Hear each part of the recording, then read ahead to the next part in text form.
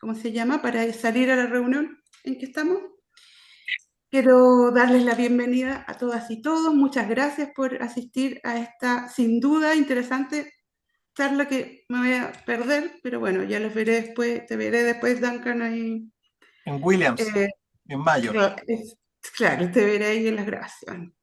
Dicho sea de paso, recuerden que esto está siendo grabado, así que por favor, compórtense. Nada, les dejo con Duncan Voy Christie. a, sí, voy a dar ahí una breve presentación, Paula, para presentar a nuestro invitado. Perfecto, perfecto. Ya. Duncan de la línea de investigación Centinelas del Cambio Climático y hoy día nos va a presentar la charla Variaciones y cambios del cinturón de 20 años del oeste, perdón, del cinturón de viento del oeste del hemisferio sur durante los últimos 500 años. Bienvenido, Duncan, muchas gracias por la posibilidad de escucharte. Éxito, ya te veré en diferido. Sí, ahí nos Un veremos en abrazo a Williams, todas y Paula. todos. Nos vemos. Gracias. Gracias, Laura. ¿Ya? Ya. Bueno, es una gran alegría, digamos, por muchas razones, tener el seminario de Duncan hoy día, Duncan o Duncan. Yo voy a tener que, en estas temporalidades, porque estamos hablando de temporalidades ecológicas, temporalidades distintas y temporalidades políticas, que son bien caóticas, ¿no es cierto? Entonces, entender si existe o no existe cambio climático, que algunos los niegan, eh, requiere entender los patrones. ¿Es aquí perdón, un segundo. ¿Es aquí o en la otra? En la otra. Ya. Estoy en un Uber, me voy a bajar en la Universidad Central. Entonces, requieren entender esto. También puede ser por aquí. Me puedo quedar en la esquina también. Y entro al tiro. Un segundo, Duncan, dame un segundo y No te despido preocupes, disculpa a todos. Ricardo. Ya, gracias. No te preocupes, tómatelo con calma nomás y la llegada a la U. Tenemos 500 años de vientos de Sí, Westerly. sí. Muchísimas gracias. Por mientras pregunto por el apellido de Fernán, que veo ahí conectado, y de JC, por favor, para la lista de asistencia que estoy tomando.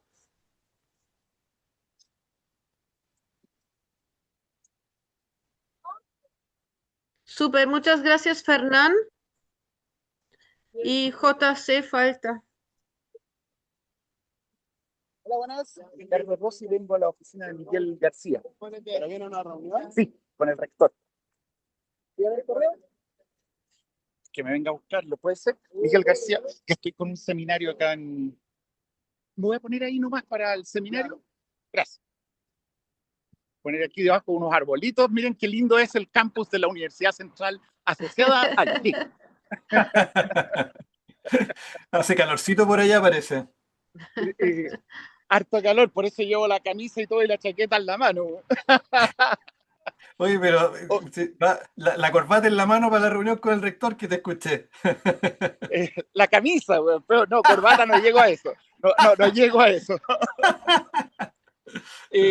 Oye, bueno, ahora sí, encontré un lugarcito idóneo. Es verdad, la Universidad Central es una de las primeras en crear la carrera de paisajismo y restauración. ¿Y qué tiene que ver con el seminario Duncan? O Duncan. ¿Cómo entendemos el tiempo? Y ahí hay un tiempo intermedio que nos contará Duncan, que coinciden dos eventos que son fundamentales. Uno, el inicio de la modernidad, que coincide, se debe, es subsidiado y es el lado oscuro de la conquista de América.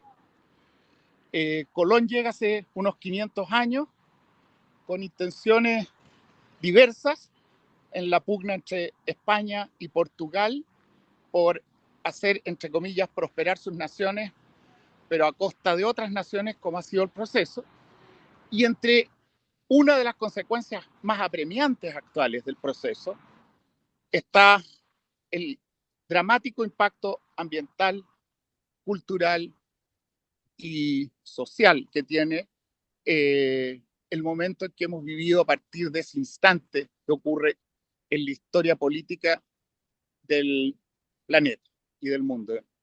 Lo segundo es que hay una pequeña edad del hielo alrededor, cercano a ese momento en que ocurre la llegada de Colón, y nosotros en Magallanes y todo el hemisferio sur está muy sujeto a la influencia de estos vientos del oeste llamados westerlies.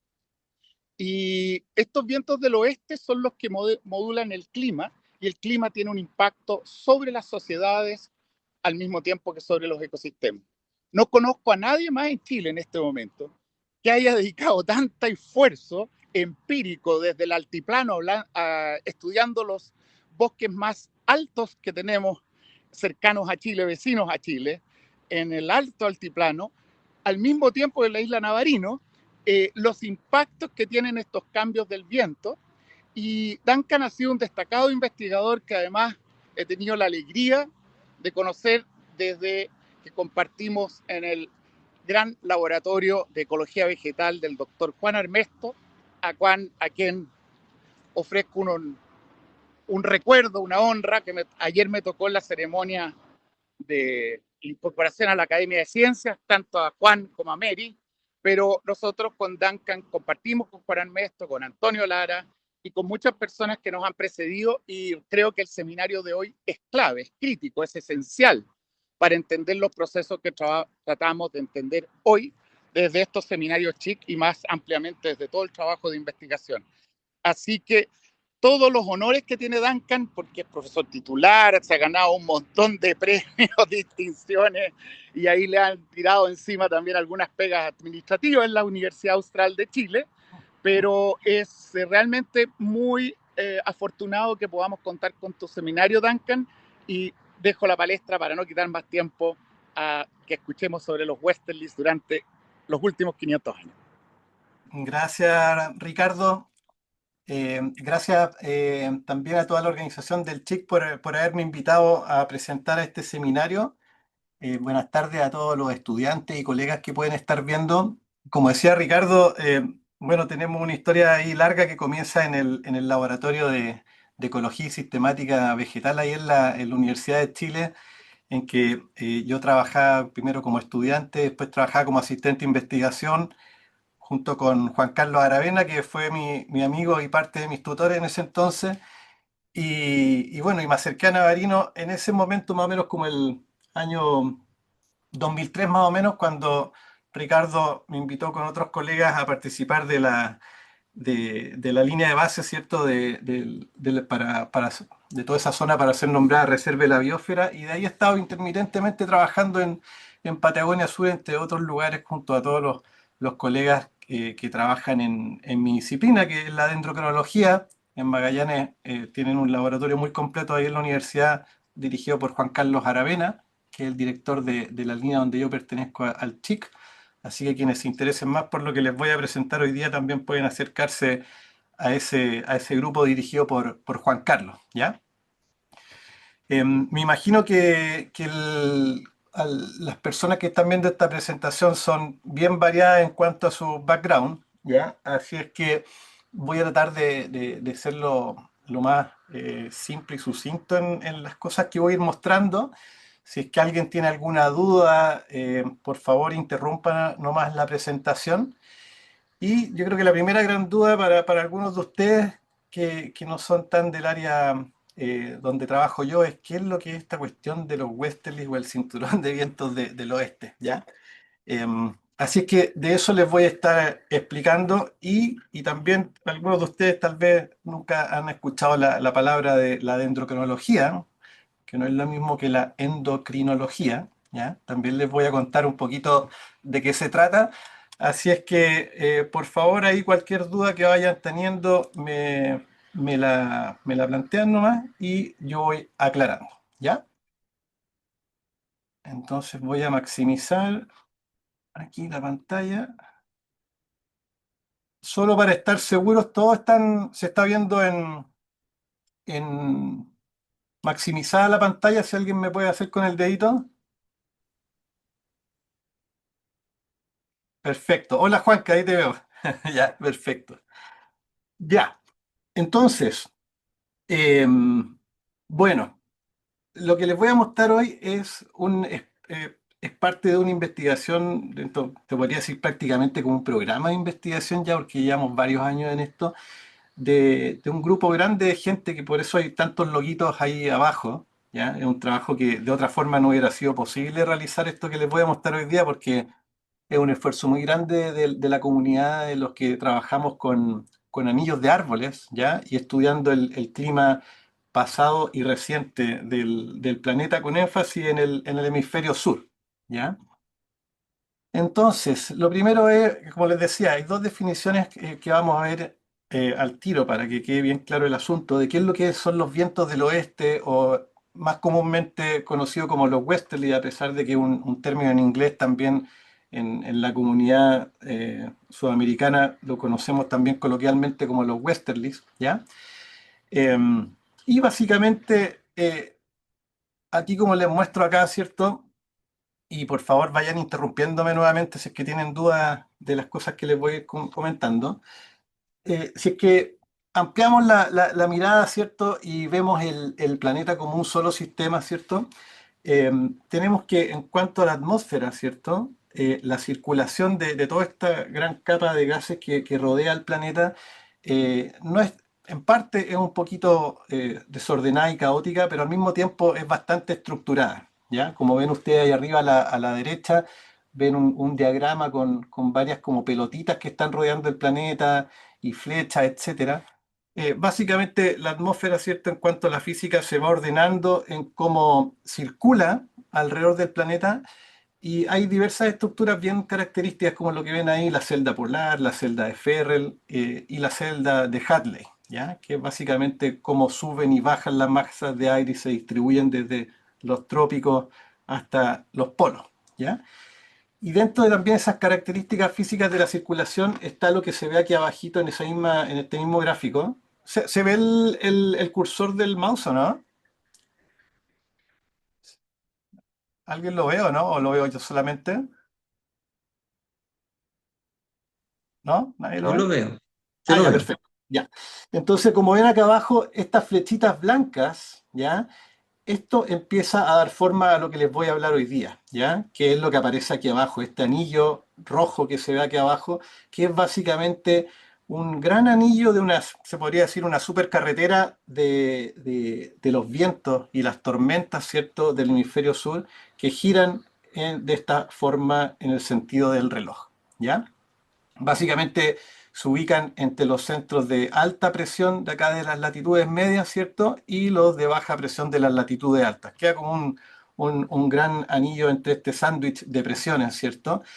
Y está girando continuamente, se desplaza un poco hacia el norte, se desplaza un poco hacia el sur, y esos pequeños cambios tienen una influencia muy importante en varias cosas de las que les voy a hablar hoy día, ¿ya? ¿Por qué son tan importantes los westerlies y no son simplemente un componente más del sistema climático, ¿ya? Como vemos acá, ¿ya? Los westerlies, ¿cierto? O este cinturón de vientos del oeste, que recuerden que gira en el sentido del reloj, ¿ya? Básicamente es la gran carretera por la que llegan las lluvias a todo lo que es, en nuestro caso, ¿cierto? A lo largo del centro-sur de Chile, ¿ya? Y tiene tiene un par de variaciones desde la escala estacional, en invierno y verano, como aparece acá, ¿cierto? Al medio, en el invierno migra un poco hacia el norte y por eso tenemos frentes y precipitación en el centro-sur de Chile, y en el verano migra hacia el sur producto de cómo va variando el gradiente de temperatura en el hemisferio a medida que pasamos del invierno al verano, ¿ya? Eso es de la escala interanual, simplemente de una estación a otra. Pero al mismo tiempo hay otras escalas mucho más largas, ¿cierto? A escalas decadales, centeniales o incluso multimileniales, ¿cierto? En cómo varían los westerlies, ¿ya? Y en el cómo varían a ese tipo de escalas, ¿cierto? Tiene una influencia muy grande, ¿cierto? En varias cosas. Tiene una influencia, todos estos patrones de intensidad y la posición latitudinal de los westerlies tienen un rol clave, ¿cierto? Primero, en lo que pasa de un año a otro o incluso de una estación a otra en la dinámica del clima de todo el hemisferio sur, ¿ya? Y luego también en la circulación marina, ¿cierto? En la redistribución de la energía térmica desde los trópicos a las altas latitudes. Y otro punto que es bien importante a escalas de tiempo más largos, ¿cierto? Que es un rol clave en cuanto al balance del carbono global, ¿ya? Porque los westerlies, ¿cierto? Son un agente muy importante en forzar la liberación del CO2 desde el océano austral, ¿ya? El océano austral, como algunos de ustedes tal vez lo saben, es el mayor sumidero de carbono oceánico en el planeta, ¿ya? Entonces, la intensidad con que soplan los vientos del oeste tiene un rol clave en cuánto CO2 emite el océano austral, ¿ya? Básicamente, si ustedes soplan un plato de sopa, ¿cierto? Van a desplazar la película más superficial y eso va a hacer que las capas más profundas suban.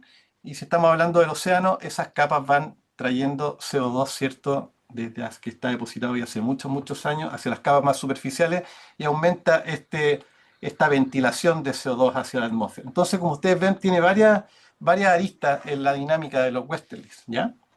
Por ejemplo, acá en este esquema de acá, si ustedes se fijan acá en el circulito rojo, vemos justamente cuál es la ruta de los westerlies del hemisferio sur, porque también hay otros en el hemisferio norte, cuál es la ruta típica, y en colores ustedes ven la cantidad de CO2 que está liberando o emitiendo el océano austral, ¿ya? Ahí tienen la escala. No voy a entrar en detalle a la figura, pero simplemente para que se queden con la idea de que estos vientos, este cinturón de vientos, tiene un rol muy importante en este patrón de ventilación, ¿ya?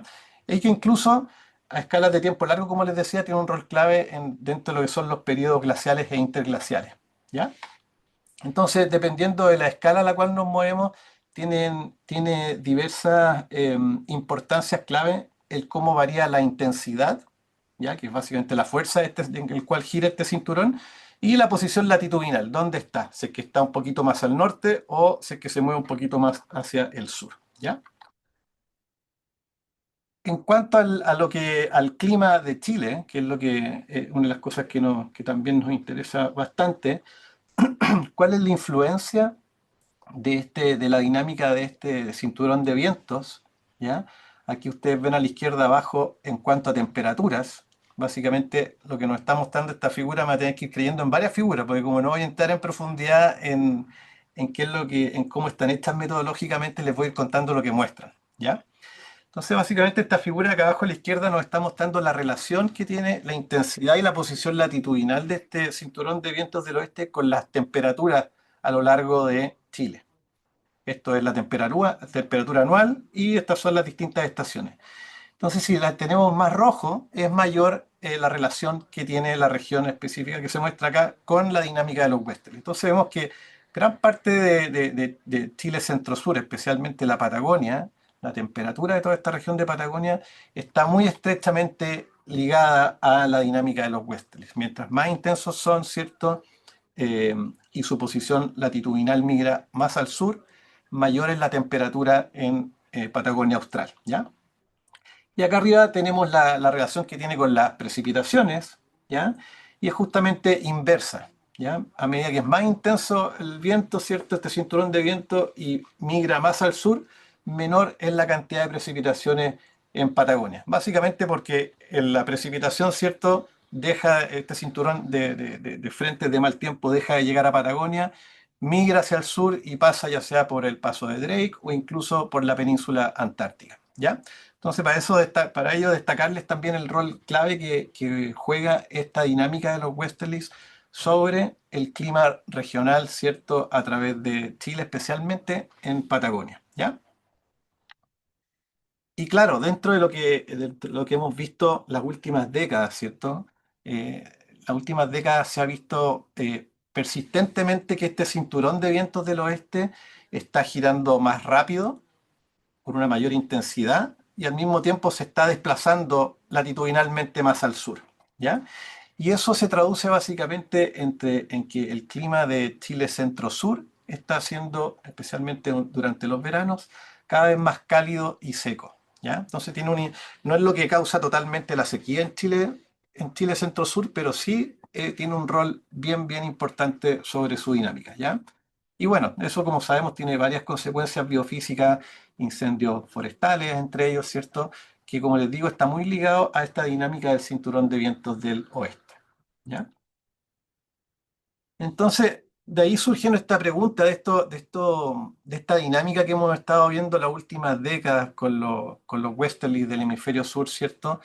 Y que varios modelos también lo muestran, esta migración hacia el sur y el que estén girando más intensamente, si es que es algo que ha sido recurrente durante el tiempo, ¿cierto? O algo anómalo. Y básicamente la pregunta que abordamos es cómo han sido las variaciones y cambios. ¿Ya? No es lo mismo variaciones y cambios, ¿cierto? Variaciones es algo, estaríamos viendo unas variaciones dentro de un tipo que uno lo puede estar observando a lo largo de un tiempo y un cambio que es algo que realmente si es que encontramos algo anómalo dentro de un contexto de tiempo largo, ¿ya? Y para ello utilizamos la dendrocronología, que es este estudio que utiliza los anillos de árboles, que está dentro de lo que son los distintos archivos ambientales, como tenemos ahí, eh, testigos de hielo, sedimentos de laguna, hay un pool bien grande de archivos ambientales, ¿cierto? Que son análogos a lo que podría ser una gran biblioteca como esta sala que tenemos acá de la Biblioteca Nacional. Y ustedes ven que aquí en Sudamérica a la izquierda hay muchos puntos rojos que son los registros de anillos de árboles, ¿ya? Entonces, durante las últimas décadas se ha juntado una gran cantidad, una gran colección entre la comunidad de dendrocronología de sitios de anillos de árboles, que es lo que nos permite hoy en día abordar preguntas como las que les mostré en la diapositiva previa, ¿cierto? Preguntas complejas de procesos de circulación de la atmósfera, ¿ya? Eh, entonces, para explicarles un poquito brevemente cómo funciona esto de los anillos de los árboles para que después me crean todo lo que les voy a contar de los vientos, ¿ya? Básicamente tomamos testigos de los árboles, al igual como por ejemplo la gente que trabaja en glaciares toma testigos de hielo, y en este caso nosotros analizamos, como aparece ahí nuestro amigo César en un ciprés de cordillera, ¿cierto? Ahí en el Valle de la Concagua, tomamos testigos y analizamos distintas cosas dentro de estos testigos. La que más comúnmente vemos son los anchos de los anillos, cuánto crecen los árboles, pero también podemos ver la concentración de distintos isótopos o la química de la madera o la densidad de ella. En el fondo, varios parámetros que nos indican cómo se comportaba el ambiente en el año específico que se formó cada uno de estos anillos de árboles, ¿ya? ¿Y cómo se forman estos anillos de árboles? Básicamente aquí abajo tenemos una sección de crecimiento, ¿cierto?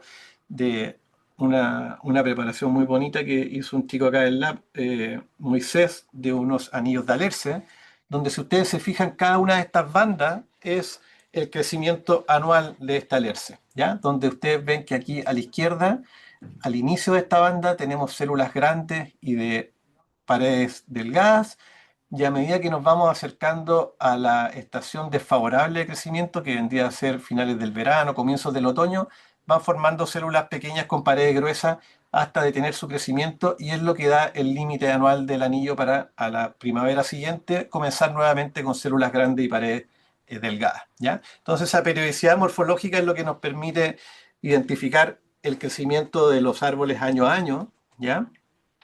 Los testigos se sacan con este tipo de aparatitos, muy sencillos, ¿cierto? Son barrenos con punta hueca, y como les decía, muy análogo a lo que hacen los colegas con los testigos de hielo, ¿ya?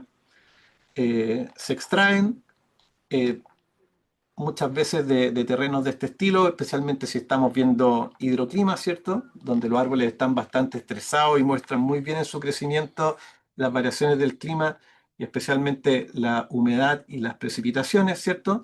Y también trabajamos mucho con material leñoso muerto, como este que está acá, junto a nuestro amigo Carlos, ¿cierto?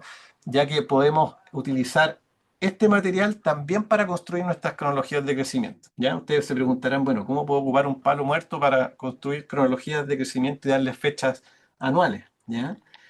Básicamente con este principio nosotros tomamos testigos de árboles vivos donde sabemos el año en el cual corresponde el anillo más reciente y luego midiendo cientos de árboles y miles de anillos podemos empezar a encontrar los patrones de crecimiento año a año. ¿Ya? Y con esos patrones, empezando a comparar entre los árboles, podemos empezar a realizar lo que nosotros le llamamos la datación cruzada entre los árboles y empezar a asignarles años calendarios exactos, donde, por ejemplo, si es que hablamos de qué sucedió en el anillo del 1372, tenemos la certeza absoluta de que estamos hablando del 1372 y no del 1373 o 71. ¿Ya? Esa es la gran gracia de la endocrinología, esa resolución anual, esa datación absoluta que tiene la técnica. ¿Ya? Entonces, con eso podemos ir trabajando y construyendo estas cronologías que pueden responder muchas preguntas ecológicas, eh, sociales, arqueológicas y lo que nos voy a mostrar hoy día, ¿cierto? Climática. ¿Ya? Para ello trabajar con varias especies. Si ustedes se fijan en estas 9 especies chilenas que les muestro acá, ¿cierto? Cada una tiene sus características propias en cuanto a su anatomía, pero son como del grupo de las principales especies que trabaja la comunidad chilena y argentina. Araucaria, ciprés de las Huaytecas, coigüe de Magallanes, etcétera. ¿Ya? Ahora bien, entrando un poquito más de fondo a lo que les voy a mostrar hoy día, ¿ya? Eh, Justamente en la zona de Patagonia Norte, como yo les mostraba, el cinturón de vientos del oeste tiene un rol muy importante en lo que es todo el hidroclima de Patagonia, ¿ya? Pero justamente al igual como los organismos están más estresados en sus límites de distribución, ¿ya? El hidroclima, que es modulado por los vientos del oeste, ¿cierto? Justamente el que está en el límite de donde principalmente actúa, no tiene influencia, que vendría a ser Chile centro-sur, es una de las zonas más sensibles que tenemos para monitorear los vientos del oeste. Al igual que Magallanes, pero esta zona en particular, como vamos a ver, tiene una sensibilidad muy particular, ¿ya? Eh, Ahora, los vientos del oeste, hay otros, ¿cómo llamarlo? Otros bichos, ¿cierto?, del clima que interactúan con los vientos del oeste, que son muy importantes en lo que es Patagonia Austral. Por un lado, lo que tal vez han escuchado hablar ustedes, la oscilación antártica, ¿ya? Que es estos dos colorcitos que tengo acá, ¿cierto? Básicamente indican la presión a nivel del mar y ustedes ven que son colores opuestos. Básicamente un balancín de presiones que tenemos entre las altas latitudes y las latitudes medias, ¿ya? Y este balancín de presiones, ¿cierto? Justamente es por donde se conduce esta gran carretera de los vientos del oeste, buscando las bajas presiones. Entonces, interactúa mucho la carretera de vientos del oeste con la oscilación antártica, ¿cierto? Eh, por cómo se desplaza, buscando, ¿cierto?, estos sectores donde hay bajas presiones, ¿ya? Entonces, de las especies que yo voy a mostrarles hoy día que utilizamos para inferir la dinámica temporal pasada y actual de los westerly, ¿cierto? Ocupamos 3 especies principalmente. Una, la araucaria, ¿cierto? En muchas cronologías de crecimiento de araucaria acá de Patagonia Norte. También el ciprés de cordillera, un gran lote de cronologías de ciprés de cordillera, especialmente en donde está esta fotografía que es en el límite con la estepa en Argentina, nuevamente ahí en el ecotono entre el bosque y la estepa árida, donde nuevamente los pequeños cambios en el hidroclima pueden quedar muy bien reflejados en el crecimiento de los árboles, ¿cierto? Y los otros son los coigües de Magallanes, ¿cierto? En este sitio espectacular que tenemos acá en el lago Róbalo, donde justamente lo que ustedes ven en verde son los coigües de Magallanes y lo que ven en cobrizo son las lengas, ¿ya? Y acá hay un sitio bien espectacular, uno de los sitios más antiguos que tenemos y que hemos mostrado con Juan Carlos en Patagonia Sur, que es este que está en el lago Róbalo, como seguramente ustedes varios deben de conocer ese sitio, ¿ya? Entonces, desde el punto de vista de los árboles, ¿qué es lo que nos muestran primero los árboles, antes de entrar al clima? ¿Ya?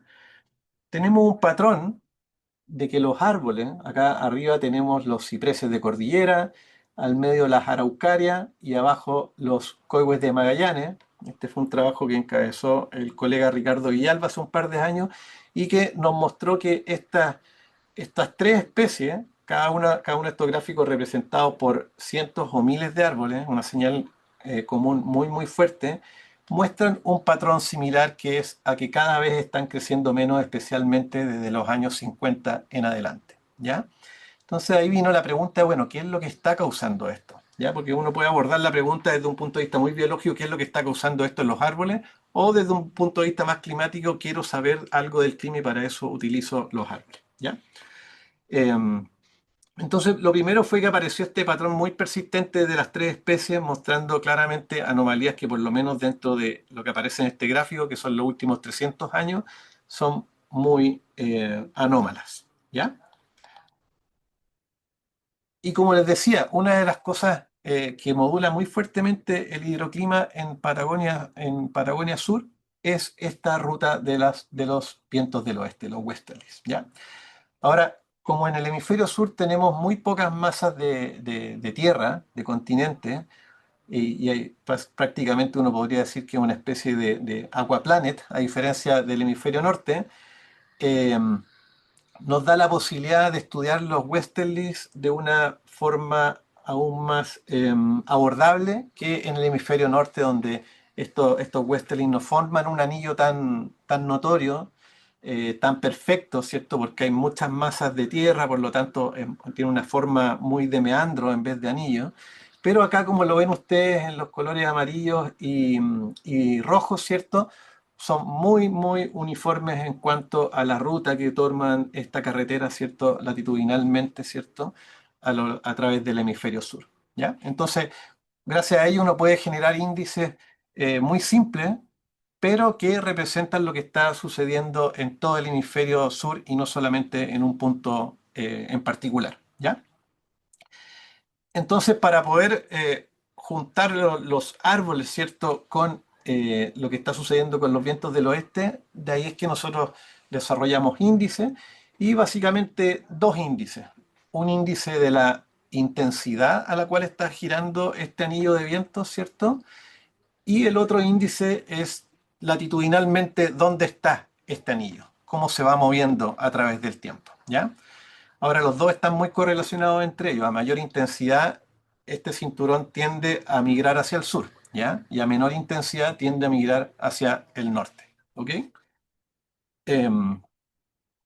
Entonces, si es que uno toma estos dos índices, un índice de intensidad y de posición latitudinal de los westerlies, ¿cierto?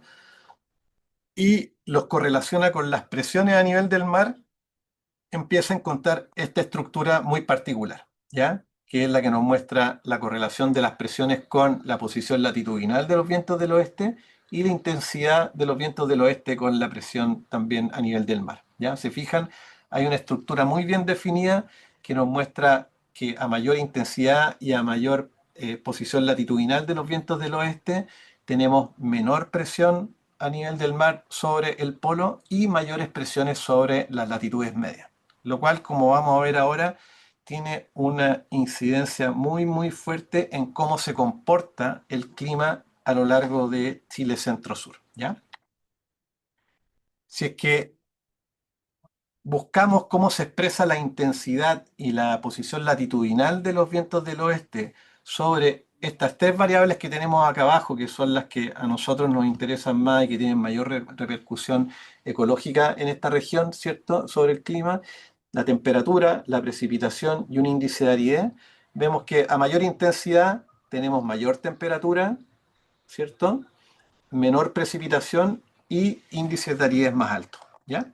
Y también se condice con la posición latitudinal, ¿ya? A medida que estos vientos del oeste migran hacia el sur, tenemos mayor temperatura en Patagonia Austral, menores precipitaciones y también menores índices de aridez, ¿ya? Básicamente, lo que nos está diciendo es que mientras más rápido giran estos vientos del oeste y por ende se desplazan más al sur, tenemos menor cantidad de lluvias y mayor temperatura a través de Patagonia, ¿ya?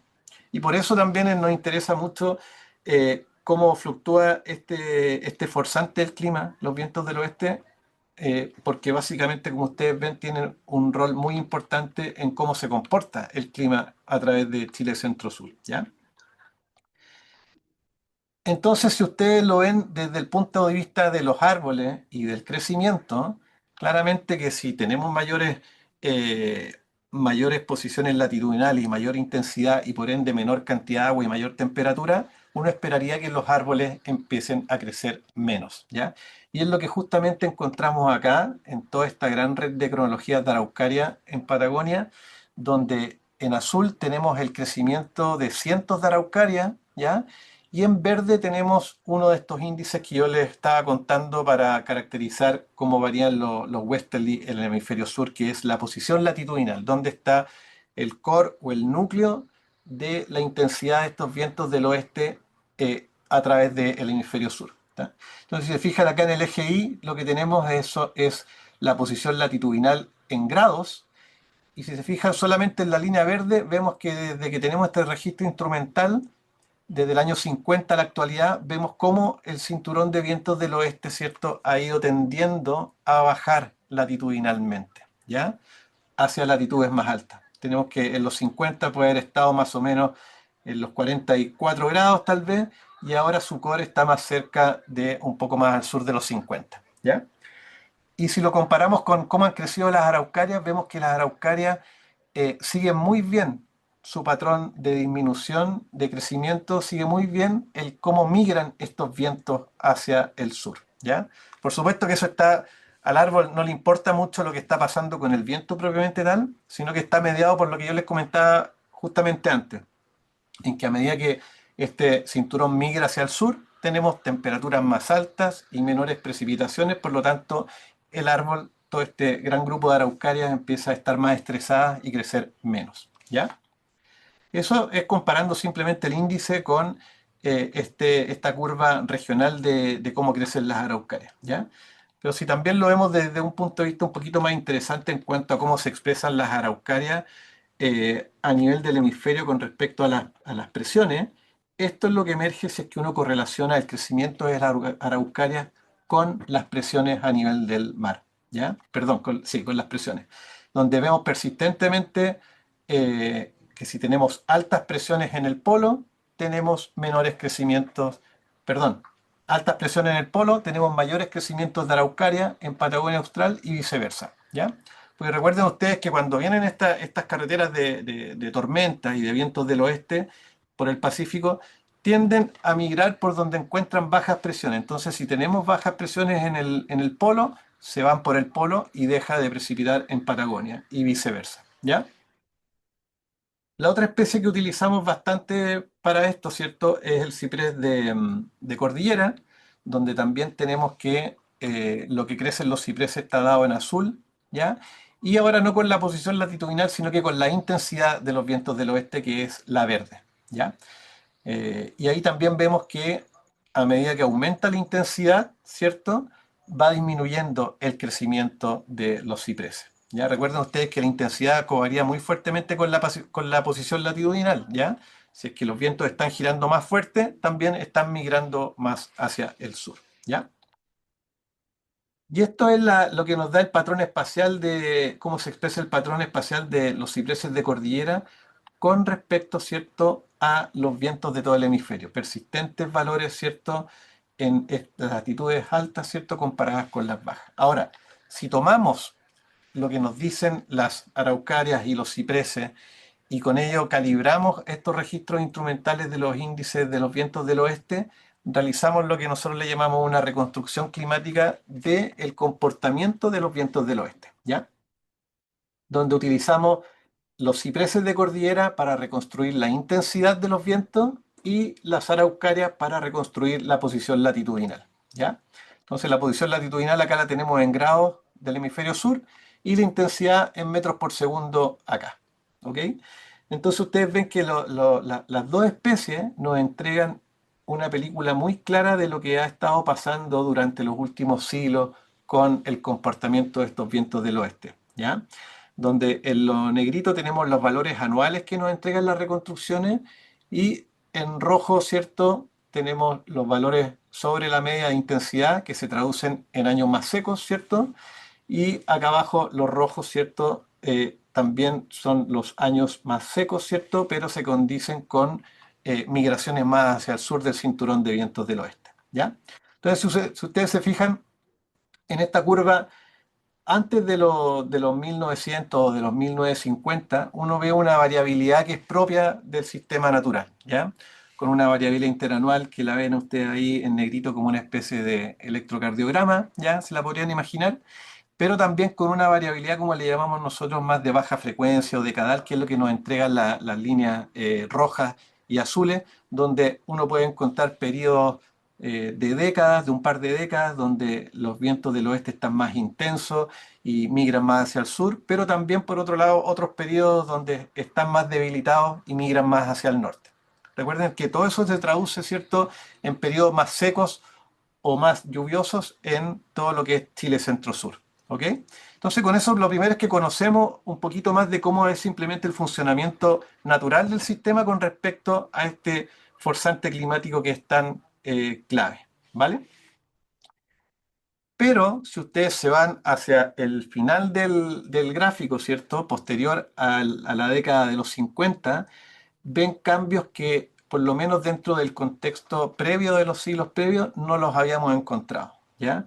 Que es básicamente que aumenta sostenidamente la intensidad de los vientos del oeste y también tenemos una migración sostenida hacia el sur de su posición latitudinal, ¿ya?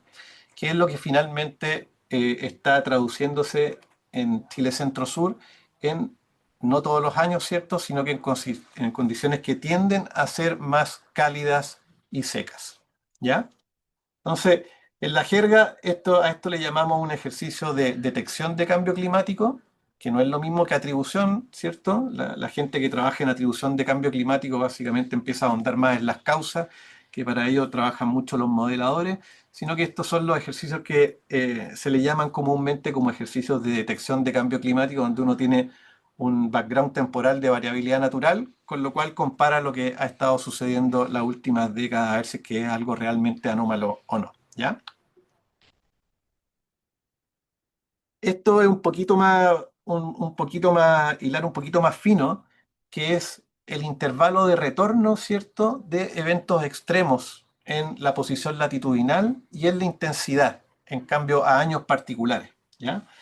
Entonces acá a la derecha tenemos las dos reconstrucciones nuevamente, la posición latitudinal y la intensidad.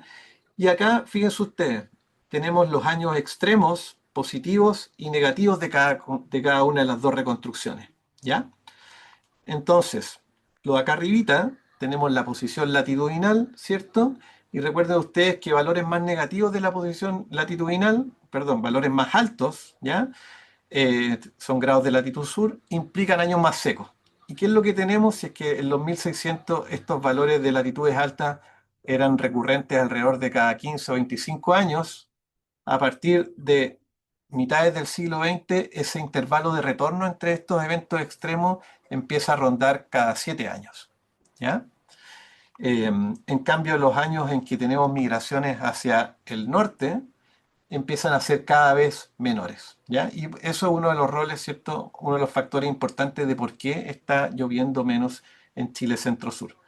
En intensidad, para ir más rápido en el tiempo no me voy a detener, pero básicamente muestra lo mismo, ¿ya? Que cada vez estamos teniendo eventos me refiero a años, ¿ya? Eventos de valores más intensos en cuanto a la velocidad a la cual gira este cinturón de vientos del oeste, ¿ya?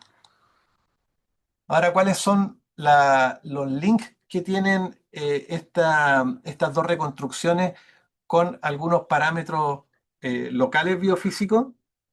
Si es que lo correlacionamos con la productividad primaria de los ecosistemas vegetales, ¿cierto? Tenemos que la intensidad, nuestra reconstrucción de intensidad, ¿cierto? Se correlaciona negativamente con todo, básicamente todo Patagonia Sur, ¿cierto? Y en realidad desde Patagonia, todo Patagonia, ¿ya? Y también, como les decía, como esto es algo que afecta a todo el hemisferio sur, acá vemos el sur de África y Tasmania y Nueva Zelanda y vemos el mismo patrón. Básicamente, a medida que tenemos mayor intensidad de los vientos del oeste, tenemos menor productividad primaria de los ecosistemas terrestres, ¿ya? Y en cuanto a la posición latitudinal, se repite el patrón, ¿cierto? Mientras mayores son los valores de migración hacia el sur, menores también tienden a ser la productividad primaria, ¿cierto? En estas tres zonas de estudio, ¿ok? Otros parámetros interesantes que covarían con la dinámica de los vientos del sur, como les decía en un comienzo de la presentación, es lo que sucede con el intercambio de gases entre el océano y la atmósfera, ¿ya?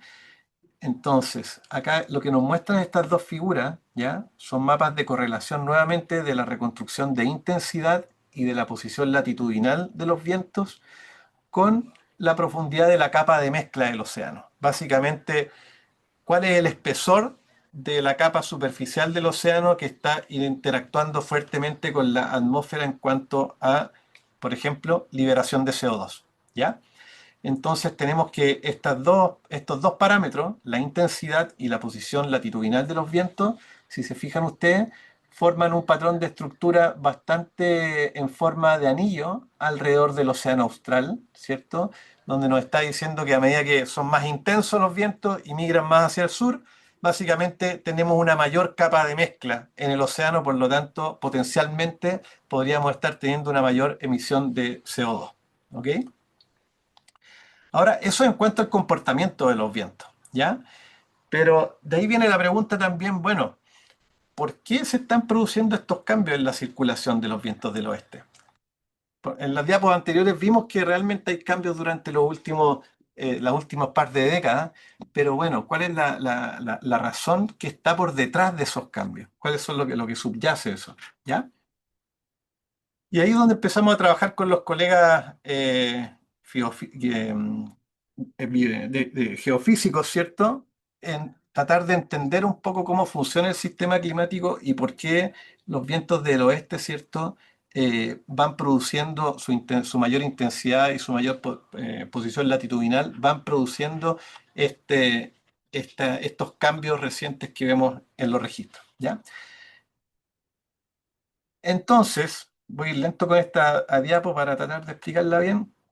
Acá tenemos un corte longitudinal del planeta, ¿ya? Y cuáles son los patrones de calentamiento que están ocurriendo, ¿ya? Acá está la primera capa de la atmósfera bajo esta línea punteada, que es la troposfera, ¿cierto? Que está más o menos hasta, como dependiendo si estamos ubicados en el trópico o en latitudes altas, ¿cierto? Varía un par de miles de metros. Y por sobre eso está la siguiente capa, que es la estratosfera, ¿ok? Entonces, a medida que se calienta por producto de la actividad humana, la atmósfera, que básicamente lo que se calienta en la primera capa, que es la troposfera, el calentamiento tiende a ser, comparado con las latitudes altas, tiende a ser mayor en el trópico, ¿ya? Como aparece acá con colores más altos, ¿ya? Y por otro lado, tenemos un patrón de enfriamiento de la estratosfera, que es la capa siguiente. Entonces, este gradiente de temperatura que se ve entre las latitudes tropicales y las altas latitudes, ¿ya? A medida que se exacerba ese gradiente, tiende también al mismo tiempo, entre comillas, a empujar a los vientos del oeste hacia las latitudes altas, ¿ya? Ahora, ¿qué es lo que causa este patrón, el que ahora estamos observando patrones más marcados de calentamiento, ¿cierto?, en la troposfera y enfriamiento en la estratosfera, ¿ya? Entre paréntesis, también si ustedes se fijan, la troposfera es más delgada en las latitudes altas, ¿ya? Y más gruesa en las latitudes bajas, por lo tanto también intensifica este gradiente de temperatura a la altura de los 10.000 metros, ¿ya? Entonces eso también instiga a que los vientos del oeste se mantengan también, por otra parte, en las altas latitudes, ¿ya? Pero ¿qué es lo que está por detrás de este calentamiento troposférico y enfriamiento estratosférico, que es lo que está modulando fuertemente este cambio tan marcado en los vientos del oeste? Básicamente, dos factores, ¿ya? El primero, acá tenemos la curva de concentración de CO2 en la atmósfera, medida por desde los finales de la década de los 50, esta iniciativa tan importante de Charles Keeling, ¿cierto?, que se mantiene en el Mauna Loa y que, como vemos acá, ya se han ido sumando otras estaciones en que todas muestran este patrón tan clásico, ¿cierto?, de continuo aumento en la concentración de CO2 en la atmósfera, ¿ya? Ahora, como todos saben, a medida que aumentamos el CO2 en la atmósfera, por otro lado, tenemos un aumento en las temperaturas de la troposfera, ¿cierto? Que es lo que muestra este otro grafiquito de acá, ¿ya? Y que si lo vemos en un contexto multimilenial a una escala muy, muy larga, ¿cierto? Acá tenemos reconstruido a partir de testigos de hielo, ¿cierto? Cómo los valores actuales de concentración de CO2 escapan de esta variabilidad natural de los últimos 800.000 años, ¿ya? Entonces, básicamente, tenemos primero un forzante de aumento de gases de efecto invernadero, especialmente CO2, que aumenta las temperaturas y aumenta este gradiente meridional que les mencionaba en la diapo anterior, lo cual instiga a empujar a los vientos del oeste, ¿cierto?, hacia latitudes altas, ¿ya? Y en cuanto a la otra capa que le continuaba arriba, ¿cierto?, como les mencionaba, la estratosfera, este enfriamiento que se produce acá, el otro responsable de ello es básicamente el agujero de la capa de ozono, ¿ya? Es muy sabido por todo el efecto del CO2 y el calentamiento, pero un poco menos conocido el efecto del ozono sobre estos cambios en la circulación de la atmósfera, ¿ya? Entonces nosotros vemos que a partir de los 80, cuando se empezó a medir el agujero de la capa de ozono, ¿cierto?, era muy, muy grande, fue aumentando, ¿cierto?, hasta un pic en los años 2000, luego vino el protocolo Montreal, ¿cierto?, con la prescripción de los gases CFC, y de ahí se ha logrado estabilizar el agujero y está tímidamente empezando a achicarse, ¿ya? Ahora, ¿qué tiene que ver el ozono con este cambio en los patrones de los vientos del oeste? Como les decía, básicamente tenemos esta capa de ozono se concentra en la estratosfera, ¿ya? Entonces, si es que tenemos un agujero de ozono o una depresión en la cantidad de ozono, lo que ocurre en la estratosfera es que se absorbe cada vez menor cantidad de radiación UV, ¿ya? Por eso también es muy conocido los efectos sobre la salud, ¿cierto?, del agujero de la capa de ozono, pero menos conocido sobre el cambio climático, ¿ya? Entonces, si es que tenemos cada vez menor cantidad de ozono, la troposfera absorbe menos UV y por lo tanto se va enfriando cada vez más, ¿ya? Entonces tenemos que este patrón de que el agujero de la capa de ozono produce enfriamiento en la estratosfera y por otro lado el CO2 produce calentamiento en la troposfera, exacerba aún más este gradiente de temperaturas que les mostraba yo en un par de diapos anteriores, ¿cierto? Y empuja los vientos del oeste a latitudes más altas, lo cual se traduce también en que cada vez giran más rápido, ¿ok? Entonces, como vemos, tenemos dos principales forzantes antrópicos, ¿cierto? Por un lado, el agujero de la capa de ozono y por otro lado, la concentración de CO2 en la atmósfera como responsables de estos cambios anormales, ¿cierto?, en cuanto a la circulación de los vientos del oeste.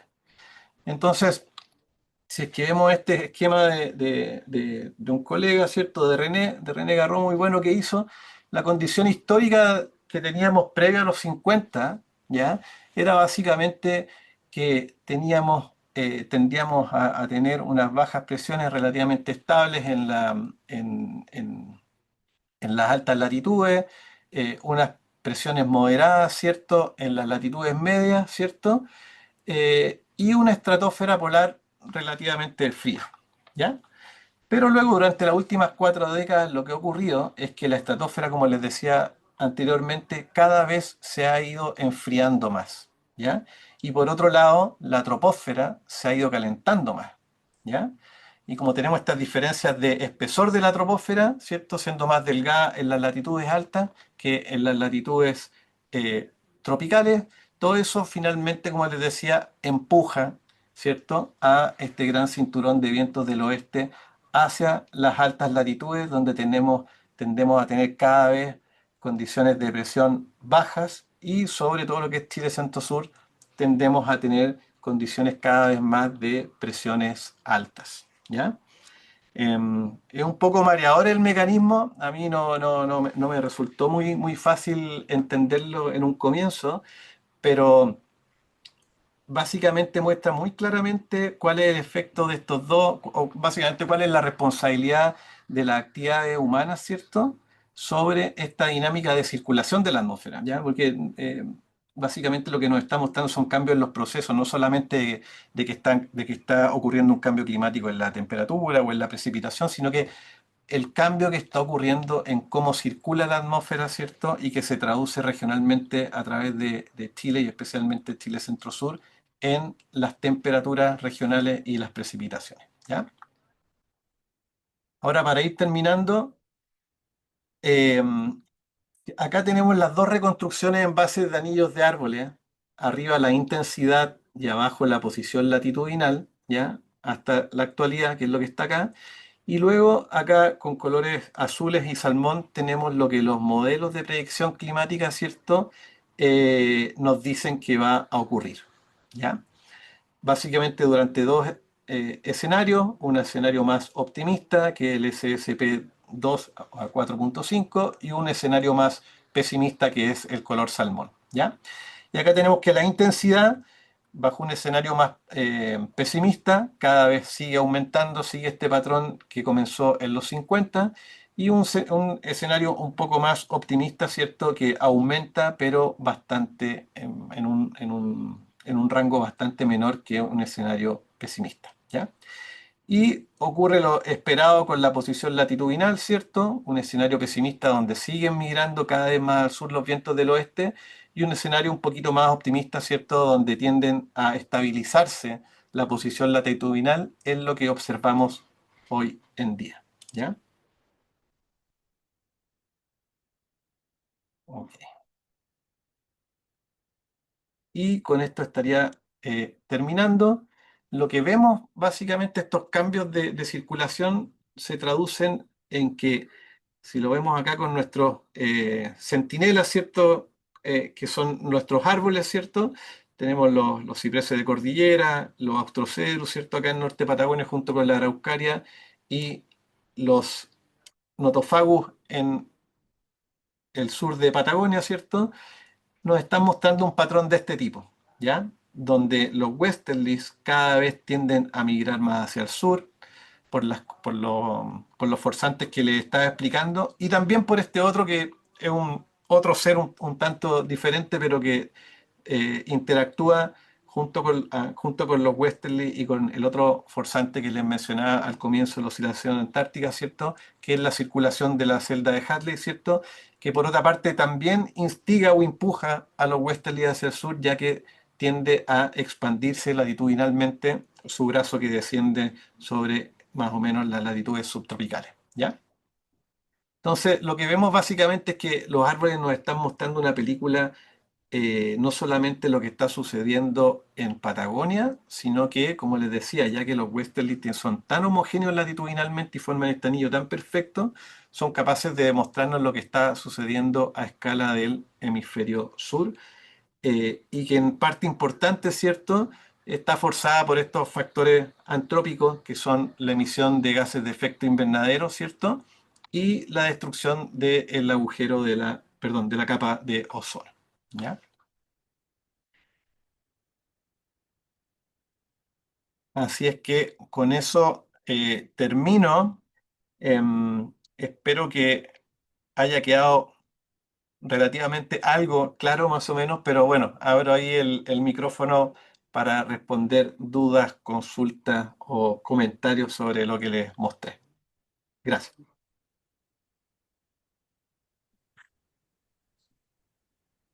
Muchísimas gracias. No sé si alguien va a tomar acá la coordinación. Ahí está Ricardo. Qué bueno, me silencio. No, sí, Laura, que sería muy bueno que tú la tomes. Está Juan Carlos Aravena, que académicamente tiene la coordinación de este tema, pero Laura, tú podrías hacer la coordinación y veo que está Silvana en primera instancia. Así que, de todas maneras, yo voy a tener un comentario, pero las dejo bajo tu coordinación, Laura. Ok. Pues muchísimas gracias, Duncan, Christy, por esta maravillosa presentación. Em, Aparecieron algunas preguntas, me imagino veo una en el chat. Yo tengo que admitir que me costó muchísimo trabajo entender, y en un momento dado entró la desesperación porque no soy bióloga, no soy del campo de ustedes, pero lo encontré muy, muy interesante lo que pude entender. Así que pido ayuda de los expertos en esta materia que están conectados y conectadas. Em, bueno, Ricardo me dio ahora la oportunidad de coordinar un poco esta conversación, y yo vi ahora que Raúl Galleguillos había tenido durante la presentación una pregunta en el chat. Preguntaba, ¿esto Ajá. estaría relacionado con factores antrópicos, con el efecto invernadero? Esa fue una pregunta que apareció. Perfecto. Ya, gracias. Sí, no, sí, igual es un tema que también como uno integra muchas escalas, tanto temporales como espaciales, se complejiza bastante a rato.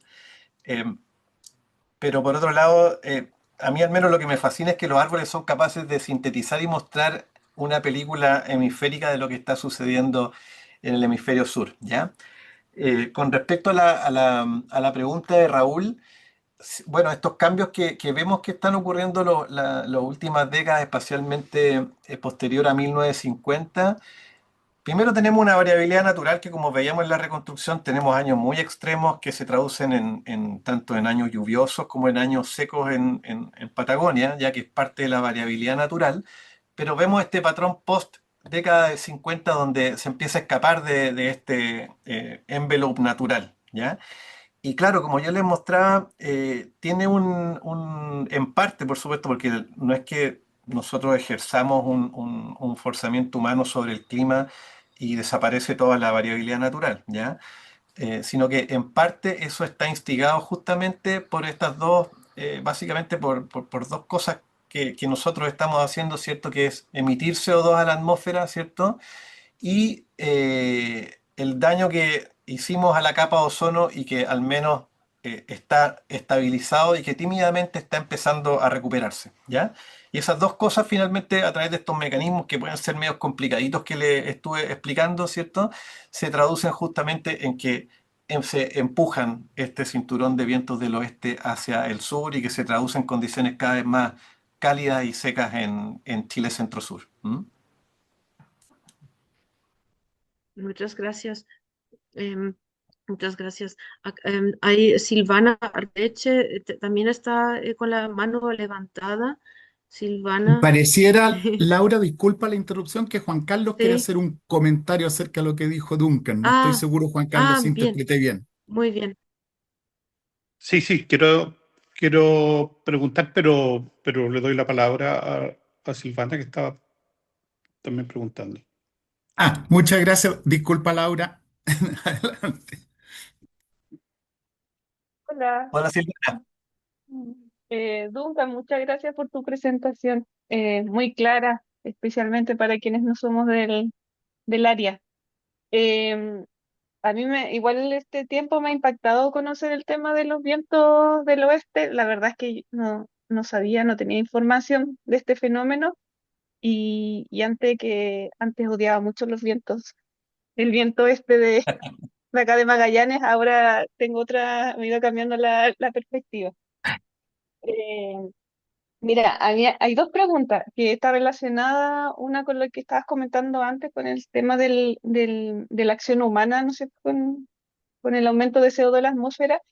¿Se sabe por qué 1950 genera como un antes y un después, como en términos de, no sé, algún proceso histórico, algún contexto que me imagino que quizás debe ser mundial, ¿no es cierto?, que generó este aumento, bueno, el tema de la capa de ozono, o sea, como tiene que ver con el comportamiento humano. ¿Hay ciertos fenómenos que ustedes han podido identificar que generó eso, como este antes y después, ¿No? 1950 como en la década?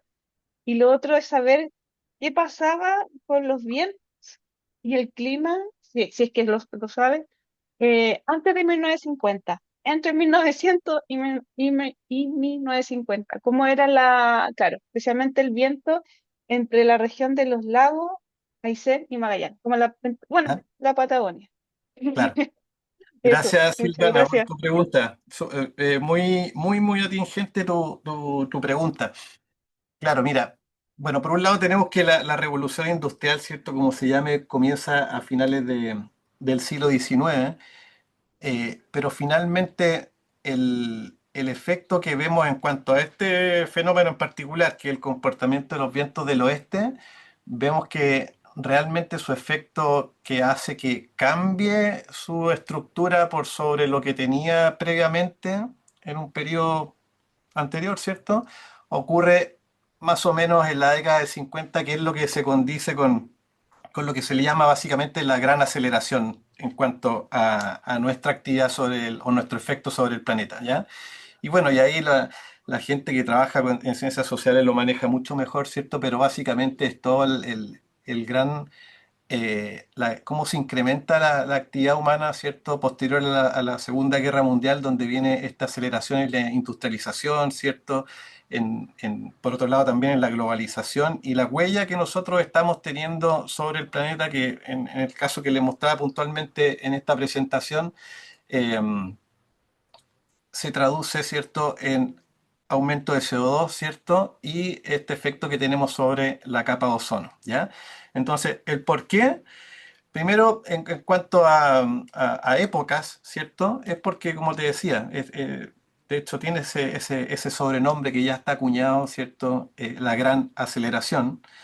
Y en cuanto a previo al 1950, como lo muestra la reconstrucción, o sea, básicamente tenemos años extremos, ¿cierto? Es parte de la variabilidad natural del sistema tener años extremos, ¿ya? Hay que tener cuidado con eso cuando de repente, no sé, típico en Chile Central o en Patagonia tenemos un año extremadamente caluroso, seco, saltan las alarmas diciendo que al tiro es cambio climático. Ahí hay que hilar más fino y cuánto de esa contribución puede estar dado por cambio climático antrópico y cuánto por variabilidad natural, ¿ya? O sea, es parte del sistema natural tener estos años extremos, pero este comportamiento que vemos posterior a los 50 y que no solamente en los vientos del oeste, de hecho en otros parámetros globales, ¿cierto? También se ve que en la década del 50, 60 es donde empezamos a ver más claramente el efecto humano sobre el funcionamiento de la biosfera. No es que antes no hayan habido, ¿cierto? Pero posterior a la década del 50 es cuando se empiezan a visualizar más patentemente y de forma bastante inequívoca.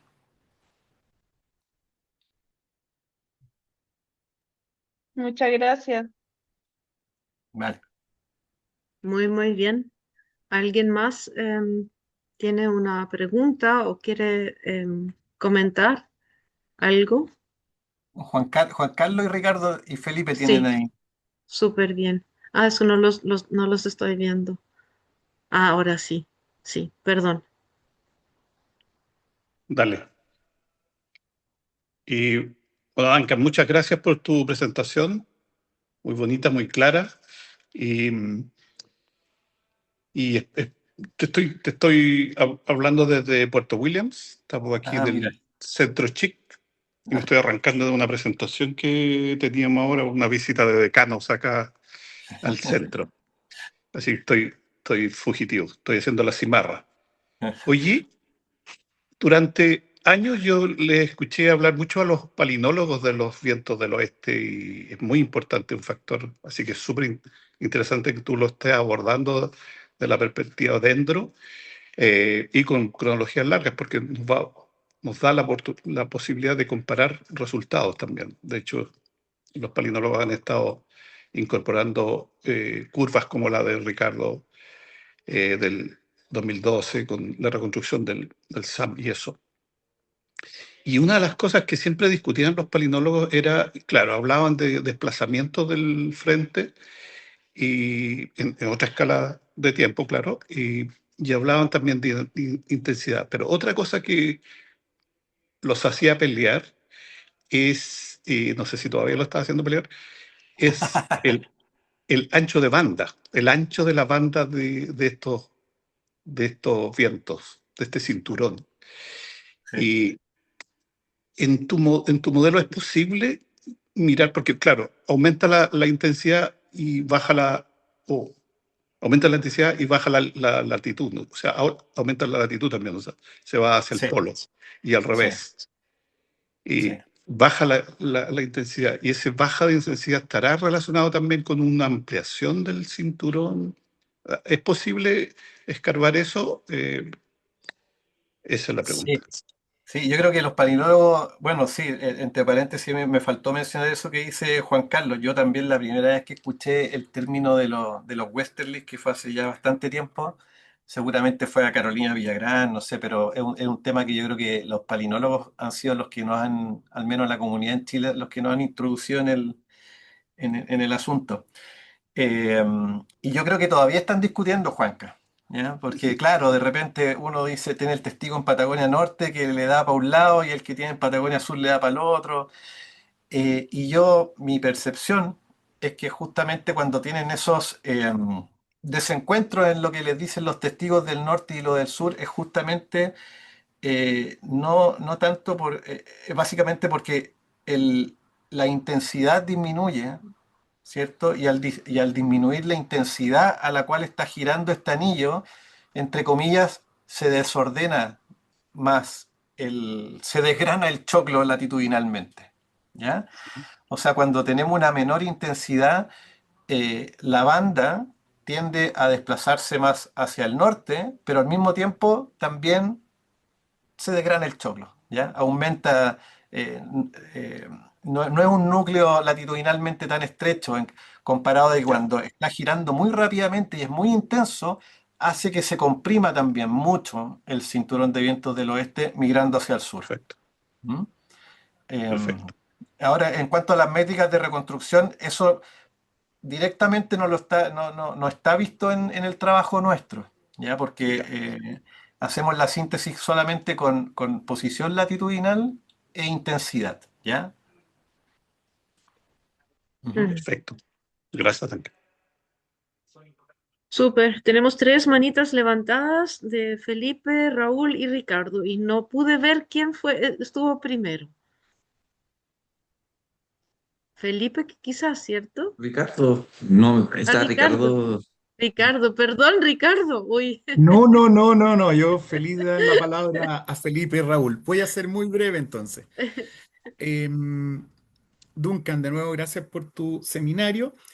Em, la semana pasada estuvo Rodrigo Villa con una aproximación palinolológica, así que espero que ya se sepa lo que es la palinología, ¿no es cierto? El polen a distintas profundidades y correlacionados con una reconstrucción hacia el pasado, lo que se llama una postdicción. Em, Primero, Duncan, antes de hacerte las dos preguntas que quiero hacer, le quiero sugerir a Silvana Arteche y a Laura Lajain que están coordinando. Y Silvana hizo una pregunta y tú mencionaste un nombre, Duncan, pero le voy a sugerir a Silvana y les propongo a Silvana y Laura que ustedes preparen un seminario. Yo me ofrezco a apoyarlas sobre la gran aceleración, porque la gran aceleración es un fenómeno que muestra cómo lo político incide directamente sobre lo ambiental, porque es política la gran aceleración.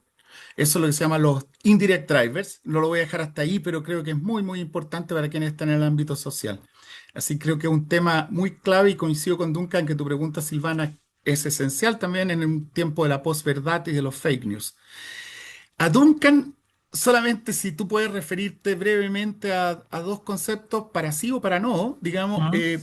a la pequeña edad del hielo, que vendría a ser un caso de cambio o variación mayor debida a procesos biofísicos. Y quienes dudan del cambio climático, hay algunos italianos muy connotados ponen en cuestión toda esta discusión que tenemos desde las sociales, lo político, para ponerlo en tensión, y dicen que todo esto tiene que ver con ejes de la variación del eje de la Tierra y que el resto es realmente despreciable frente a un efecto biofísico, y la pequeña edad del hielo tendría que ver con eso, y tú sabes de esto.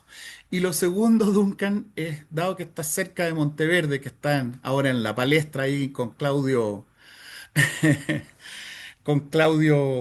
se me olvidó el apellido, La torre.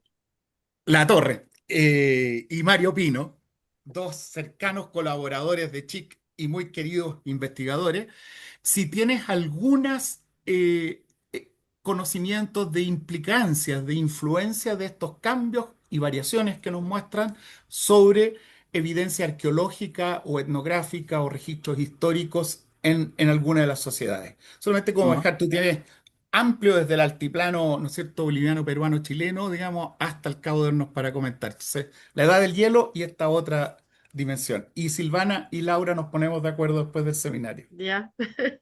Ok. Sí, gracias Ricardo. Mira, lo de la pequeña del hielo, claro, es un tema bien, bueno, es un asunto que viene en primer lugar definido por primera vez en el hemisferio norte, ¿ya? Entonces se arma este paradigma de la pequeña del hielo eh, a partir de lo que sucedió en el hemisferio norte. Pero a diferencia del hemisferio norte, en el hemisferio sur es poco claro el fenómeno, es contradictorio. En algunas partes uno ve un periodo frío o muy lluvioso y al tiro se cuelga y dice que es la pequeña del hielo. Y bueno, en Chile Central tenemos, de hecho, que dentro de los últimos 1000 años el momento en que los glaciares están más extendidos, con mayor masa, es justamente hacia el final de los últimos 1000 años, a mediados del siglo XIX. ¿Ya? Y después viene este retroceso muy, muy rápido, ¿cierto? Sin precedentes que tenemos en la actualidad.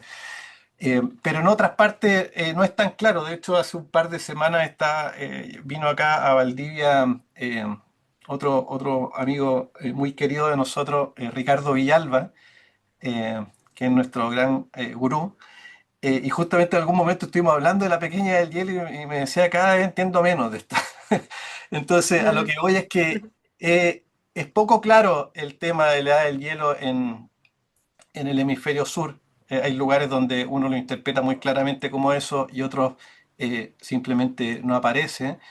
Y yo creo que históricamente como que no hemos visto, la comunidad se ha visto un poquito forzada a encontrarlo por este paradigma que viene de que realmente es muy claro en el hemisferio norte, ¿ya? Y lo cual nos muestra que el sistema climático es súper complejo muchas veces y heterogéneo en el tiempo y el espacio. Em, Ahora, con respecto a lo de registros arqueológicos o eventos sociales asociados a estos cambios en el clima durante los últimos siglos, yo creo que ahí, dentro de lo que trabajan los colegas como Rodrigo y otros que trabajan escalas temporales un poco más largas, les es más fácil identificar eso con respecto a los sitios arqueológicos. Nosotros, como trabajamos dentro del último milenio, podemos ver cosas más puntuales como ciertos eventos, más que eh, cosas de largo plazo en cuanto a esa dinámica, especialmente a lo largo de Sudamérica. Hay algunos lugares en el mundo donde sí claramente se ven cosas como, no sé, la caída de Angkor, ¿cierto? Que estuvo precedido de una sequía muy, muy fuerte. Con respecto a lo que vemos en Chile, yo lo único que he visto muy claramente, y no sé si Juan Carlos está todavía ahí, si es que puede acotar algo al respecto, son cosas que ocurren en el altiplano, ¿cierto? Que es también donde existe una riqueza un poco mayor en cuanto a los registros incluso etnográficos de las culturas andinas. En cuanto a estos cultos a la montaña, me estoy viendo de latitudes Australia, una muy, muy lejana hacia el norte, ¿cierto? A estos cultos a la montaña que tenían las culturas prehispánicas, bueno, y que todavía lo practican, ¿cierto? En cuanto a ver a las montañas como torres de agua, ¿cierto? Como fuentes de fertilidad y de agua, y cómo periodos de sequías intensas se condicen con momentos en que estos lugares, estos adoratorios de altura que tenían los incas en las montañas sean más activos, ¿ya? Em, no sé si Juan Carlos está todavía por ahí, si es que quiere acotar algo más con respecto a la arqueología, pero creo que la gente que trabaja con especialmente lo que mencionabas tú, Monteverde, esas épocas que son ya 10.000, 15.000 años atrás, ¿cierto? Se escapa bastante de la escala nuestra dentro.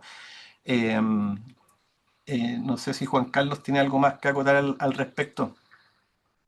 Sí, de acuerdo, estamos fuera de rango.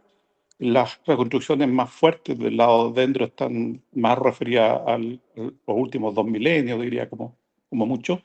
Eh, pero sí, entonces podríamos hacernos más cargo de lo que llamamos, lo que los arqueólogos hablan del Holoceno tardío, pero no a la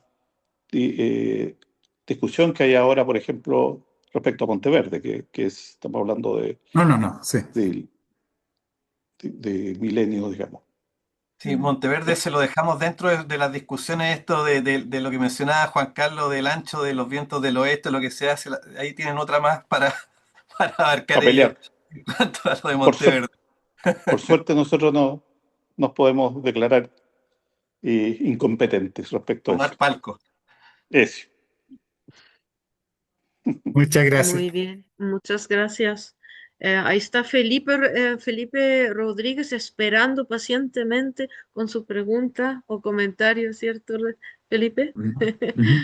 Bueno, primero que todo, agradecerte, Duncan, porque en verdad fue una presentación muy entretenida y Gracias. además también muy fácil de digerir. Que, y me han surgido dos dudas de que en realidad yo creo que las dos no están tan relacionadas, pero igual me llamaron la atención.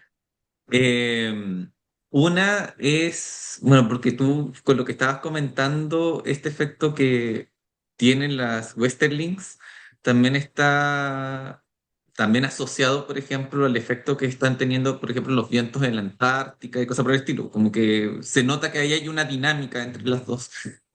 Y la primera pregunta tiene que ver un poco, bueno, acá que estamos mucho más cerca de la Antártica que puede ser, no sé, en el norte de la Patagonia, si también cómo, precisamente por el cambio de esas dinámicas, si también se generarían de estos vientos más, que me imagino que son más fríos, de menor presión y cosas por el estilo, cómo sería el efecto que tengan acá por ejemplo, en la región, qué efecto como traerían. También sé que también se empiezan a agrandar o algo por el estilo. Y mi segunda pregunta tiene que ver más como con las respuestas que uno puede notar en las especies con respecto a este cambio. Porque, por ejemplo, con lo que mencionas de que se vuelve mucho más fuerte estos vientos y por tanto el estrés hídrico es mayor y por tanto el crecimiento de estos anillos, que probablemente afecta el crecimiento de la planta, también hace que me imagino que los troncos sean mucho más delgados y mucho más compactos en términos de su anillo. Que si es que el viento aumenta y la planta no tiene un tronco que se supone que es el elemento estructural que permite que se mantenga en pie, si llega también como un momento a que por estos cambios, por estas variaciones también tener un efecto de, bueno, entonces las plantas más jóvenes que crecen en este tiempo son más proactivas a caerse, a morir y por tanto los efectos que puede tener también como en la comunidad en la comunidad biótica y su dinámica evolutiva. Entonces, esas son como mis dos preguntas. Sí, súper interesante, Felipe. Mira, en las latitudes altas, los westerlies, especialmente lo que tiene que ver con la periferia de Antártica, incluso, ¿cierto? Tiene también un efecto importante sobre la cobertura, la cobertura areal de hielo, ¿ya? Porque también los westerlies muchas veces lo que pueden hacer, como son parte de este ejercicio de redistribuir la energía térmica a través del planeta, ¿cierto? También pueden producir en que aumente la temperatura de la superficie del mar hacia latitudes tan altas como la costa de Antártida, ¿ya? Incluso hay un colega de la U de Valparaíso, Denis Boscur, que tal vez lo han escuchado hablar ustedes, cómo muestra Denis que estas tormentas cálidas que han ocurrido últimamente en Antártida, ¿cierto? Son básicamente masas de aire tropicales que finalmente descienden rápidamente hacia latitudes altas, ¿cierto? Y producen estos eventos de lluvia intensa en Antártica, lo cual es bien, bien extraño, ¿ya?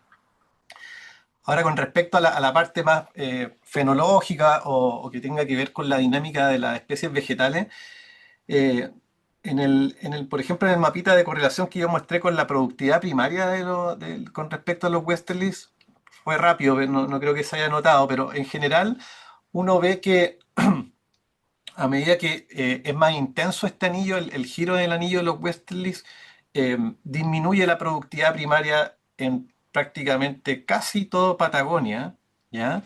porque básicamente las plantas están respondiendo a cuál es su principal factor limitante, que a medida que migran hacia el sur va siendo más árido el asunto. Pero sí, van a tener que creer, pero en la parte bastante austral y occidental de Patagonia, este patrón era uno de los lugares donde se ve lo inverso, ¿ya? Aumenta la productividad. Y eso yo creo que se da justamente porque el factor limitante para toda la vegetación que está en la parte sur occidental de Patagonia no es el agua, sino que es la temperatura. ¿Ya? Entonces, al tener una migración latitudinal de los westerlies, tienen menor precipitación, mayor temperatura, y eso hace que finalmente la productividad primaria de estas plantas aumente. ¿Ya? Y por eso se ve un manchoncito verde, a diferencia de todo el resto de Patagonia, donde se ve café. Entonces, va a depender mucho también de eso, de los factores que son los limitantes para el desarrollo de las especies, la respuesta que ellas tienen. ¿Ya? Pero en general el patrón es a una menor productividad, salvo en lugares como lo que yo creo que está ocurriendo ahí en Patagonia suroccidental, donde yo creo que es la temperatura la principal limitante del crecimiento de las plantas. ¿Mm? Gracias. Súper, muchas gracias. Está Raúl Sí, Galleguillos yo con una soy pregunta Galleguillos, y con, Verónica Bail. Sí, con más de una. ¿Qué tal, Duncan? Muchas gracias por tu presentación. Yo leí el paper antes, porque esta es la tarea que nos dan siempre. Y bueno, voy a informar acerca de los Wrestling del viento norte-sur. Y bueno, tengo dos preguntas. Bueno, la primera pregunta tiene que ver con el efecto, el posible efecto antrópico. Creo que te referiste un poco en tu presentación. Quisiera que tal vez pudieras profundizar un poco acerca de cuán importante ha sido el efecto de la antrópico de la concentración de CO2, lo cual ha repercutido en este fenómeno, el fenómeno que mencionaste con los vesting. Y lo segundo tiene que ver con que de lo que yo visualicé en el gráfico, básicamente teníamos estos vientos que varían todavía más alcanzando, por ejemplo, si no me equivoco, la latitud 50, 52. Pregunta sería, em, esto, esto ¿esto de qué hablamos en consecuencia si pasara eso, en un escenario, por ejemplo, pesimista? Por ejemplo, para las especies, las especies, tanto las de Antártica, porque sabes que la Antártica era un continente que tenía sus especies, pero fueron cubiertos por nieve, y, y aparentemente con esto podrían resurgir. ¿Y qué pasaría con las especies chilenas que aparentemente ya dejarían enteramente o 100% recibir estos efectos? ¿Qué pasaría? ¿Habría una reversión en los efectos? ¿Seguiría exactamente el mismo curso? Eso Ujú. es. Gracias, Raúl. Sí, mira, lo interesante en cuanto al efecto antrópico, que es lo fascinante, a mí la verdad que me fascina el tema puntual de lo que estamos viendo, porque, claro, cuando uno normalmente estudia el clima y los cambios en el clima, generalmente habla de, ok, calentamiento, disminución de precipitaciones, etcétera. Pero en el caso de lo que sucede con la circulación de la atmósfera, que es lo que está por detrás, por supuesto, de eso, en el caso específico del hemisferio sur, ¿cierto? Es como un caso de libro, ¿ya? Es como un caso de libro de que eh, es de los fenómenos yo diría que es de los fenómenos de cambio climático del grupo de fenómenos de cambio climático donde más claramente se ve la huella antrópica por detrás, ¿ya?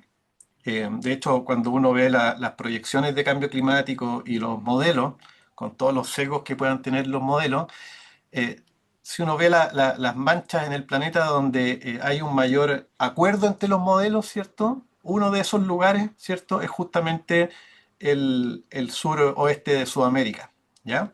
Donde todos ven consistentemente los cambios en temperatura y en precipitación, porque básicamente el forzante humano está relativamente o bastante claro en cómo actúa, ¿ya? Yo traté de ser lo más sintético posible, A mí tampoco me ha resultado del todo fácil entender esto que está por detrás, porque nosotros, la gente que trabaja en paleoclima en general, nos dedicamos más a hacer detección de cambio climático más que a entender los mecanismos que están por atrás. Y yo diría que eh, la última década o las últimas 2 décadas que hemos ido interactuando cada vez más con los geofísicos, hemos ido pasando un poco más al otro campo y a entender los procesos, ¿ya? Y de ahí la ventaja de trabajar fuertemente con otras comunidades que antes no se conversaba mucho, ¿ya? Entonces la huella antrópica es bastante clara respondiendo a tu pregunta con respecto a este cambio en los vientos del oeste. Y lo interesante es que no es solamente por el factor típico que vemos como cambio climático que está por detrás, que es el aumento del CO2, sino que también a partir de este otro fenómeno que típicamente no se liga tanto al cambio en el clima, sino que a salud humana, que es el agujero de la capa de ozono. ¿Ya? Entonces, haciendo como una síntesis, te diría eso, que es muy patente el rol de las actividades humanas en este cambio de circulación de los vientos del oeste, ¿ya? Y también en cuanto a los patrones de presión, como ya también lo ha descrito Ricardo Villalba previamente, ¿cierto? Es como un caso básicamente un caso de estudio de libro muy claro al respecto, ¿ya? Y lo otro con respecto a Antártica, claro, si uno ve las proyecciones de los modelos, ¿ya? El escenario pesimista, claro, aumenta bastante la intensidad y la posición latitudinal de los vientos del oeste, ¿ya? Y el escenario optimista, que todavía yo diría que sigue siendo optimista, pero no ilusorio, sino que optimista dentro de lo de eventualmente posible, hace que, que el cambio con respecto a lo de hoy sea pero menor, ¿ya? O sea, en el fondo, lo que ya tenemos hoy día de cambio climático pasaría a ser como un estado más basal o típico del sistema, ¿ya? Con respecto a la circulación de los vientos del oeste. Y hace poco veía un trabajo de unos colegas donde justamente veían la productividad primaria en Antártica de las plantas terrestres. Y se veía claramente como con esto, con el monitoreo satelital, el NDVI, veían como claramente había aumentado durante las últimas décadas, ¿cierto? En los pocos sectores, ¿cierto?, donde hay plantas en Antártida, cómo había aumentado eso. Entonces uno, viendo estos modelos de circulación de los westerly, uno tendería a pensar de que esa dinámica va a continuar y dependiendo de cuáles sean las decisiones políticas con respecto a la emisión de gases de efecto invernadero, podrían mantenerse más o menos parecidos a lo que vemos con los cambios actuales o a incrementarse, ¿ya? Pero y con esto termino. Con el caso del ozono, ¿cierto? Es como un ejemplo muy patente en cuanto a cómo decisiones políticas globales pueden tener un efecto, ¿cierto? Sobre estos patrones de gran escala y lo vemos en el gráfico de la capa de ozono, ¿cierto? No se ha revertido a los valores que tenía previo a los 80, pero al menos esta pendiente muy pronunciada de aumento del agujero se ha detenido y ya se ha estabilizado, ¿ya? Entonces, si es que esto continúa, uno podría pensar, y por eso los escenarios optimistas también incluyen eso, lo del ozono. Por un lado, tú tienes que disminuir un poco el forzante del ozono sobre este incremento al cambio en la circulación, pero persiste igual el del CO2 y es bastante importante, así que igual persiste y aumenta, ¿ya? Em, muchas gracias. Yo creo que estamos cortitos de tiempo, ¿cierto? Pero está Verónica con una pregunta también, ¿cierto? Verónica. Hola, hola, ¿se escucha bien? Sí, ¿qué Sí, tal? ya, oye, muchas gracias. Bueno, yo como estamos en tiempo, creo que me voy a cortar a la segunda pregunta y me quiero, más que una pregunta, hacer un comentario y agradecerle a Duncan especialmente por cómo nos explicaste tu metodología de trabajo, ¿ya? Porque y el rol, digamos, que cumplen los árboles en esta suerte de lectura de la historia de la naturaleza, como los árboles se transforman en una suerte de libros que nos, que nos explican cómo ha sido la historia natural. Así que esa parte la encontré muy interesante y realmente lo quiero hacer notar, digamos. Después, no sé si tiene que ver, pero, o sea, no sé si lo entendí bien, pero según entendí, hay una suerte en el Pacífico frente a las en el sector hacia Sudamérica, si hay receptor de acumuladores de CO2 o receptores de CO2 en el océano.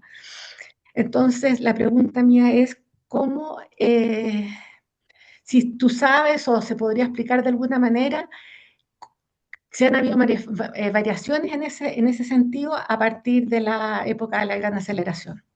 Ujú. Gracias, Verónica. Sí, mira, con respecto a lo que ocurre en el océano austral, yo no sé si entre la gente que está acá hay biólogos, biólogas marinas, oceanógrafos, que son los que entienden mucho mejor esto, pero dentro de lo que tiene que ver los sumideros, ¿cierto? O estos grandes depósitos acumuladores de CO2 en el mar, el océano austral es el mayor dentro del planeta, ¿ya? Es como el mayor sumidero de CO2 marino es justamente el océano austral, ¿ya? Y por eso hay una comunidad gigante que trabaja justamente en la dinámica del océano austral porque justamente la dinámica de ese lugar tiene un efecto muy importante y es clave en el clima de todo el planeta, ¿ya? Y cuando ocurren estas fases de mucha ventilación o emisión de CO2 desde el océano austral, ¿cierto? A escalas de tiempo largo, son grandes precursores, ¿cierto? De estos estados glaciares e interglaciales. Eso lo describe muy bien la gente que trabaja en paleo a escalas muy, muy largas, ¿ya? Eh, en cuanto a lo que ha sucedido en los últimos 50 años, hasta donde yo sé, no está tan claro el panorama con respecto a cómo ha sido el balance de emisiones de fuente y sumidero de CO2 en el océano austral, ¿ya? Hasta donde yo he leído, no está tan claro y yo creo que los satélites justamente en un tiempito más ya nos van a dar bastantes luces al respecto, pero no es algo de lo que hasta donde yo sé se tenga muy clara la película, ¿ya? No sé si es que hay alguien de oceanografía o biología marina aquí presente que pueda agregar algo al respecto. ¿No? ¿No hay nadie de la comunidad ahí? Bueno, Ok, Vamos eh, a dejar para vamos. Máximo Frangópulos. eso. Sí. Em, bueno, como coordinadora de esta reunión asignada hace un rato, quiero finalizar maravilloso encuentro también con lo lindo que dijo Verónica Weil, eh, que es un pensamiento muy lindo, los árboles inmóviles y arraigados a la tierra nos maravillan con su forma silenciosa de hablar del pasado y del presente. Ese pensamiento es muy lindo y doy muchas gracias a todas y todos y sobre todo a Duncan Christie por esta aventura que nos llevó a esta aventura de los vientos. em, que crearon en nosotros ese sentir de la importancia de observar y sentir los vientos y valorarlos para estas investigaciones tan importantes también que hizo Duncan. Muchísimas gracias y bueno, nos vemos la semana entrante. En la cual me va a tocar a mí presentar algo. Así que muchísimas gracias. Muchas gracias, Laura, y a Ricardo, Juan Carlos y a toda la gente del CHIC por la invitación. Así es que espero que les haya sido de interés y entretenido. Muy buena, Duncan. Te esperamos acá en Puerto Williams en mayo. Nos vemos en mayo en Puerto Williams. Chao, chao, gracias. Chao, chao, Chau. chao. Chao.